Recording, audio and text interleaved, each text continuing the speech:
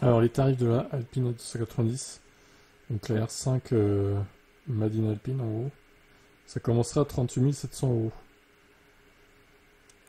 Alors on va quand même lire les différentes différents niveaux de finition, on va dire. Il y a la config de base GT donc pour 180 chevaux.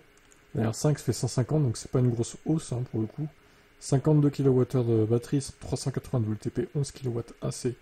L'équipement de départ comprend en série des jantes 19 pouces chaussées de pneus Michelin Sport EV, l'instrumentation numérique, l'écran tactile 10,1 pouces, la clim auto, les sièges avant chauffants, la caméra de recul ou encore le régulateur de vitesse adaptatif. Sur la base de la GT, Alpine propose deux déclinaisons.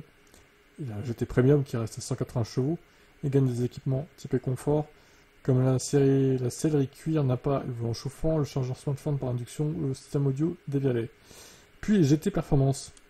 Et là on passe à 220 chevaux, ce qui est mieux, mais c'est pas non plus... voilà. 0 à 100 6 secondes 4 de Michelin Pilot Sport 5.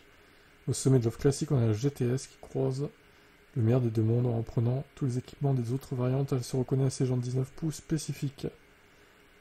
Il y a en plus une série limitée au lancement. La première édition, 1955 exemplaires seront disponibles. Elle est proposée avec 4 livrets qui lui sont réservés, dont la bêta inspirée par le concept annonciateur avec une silhouette biton blanche et noire. Tous les prix sont en dessous de la fourchette du bonus écologique. Donc du coup, bah voilà, elle peut avoir le bonus. Mais moi je trouve que pour une Alpine, 220 chevaux, c'est pas terrible quand même. Et la 180 chevaux, encore pire. Là, c'est vraiment n'importe quoi de proposer ça.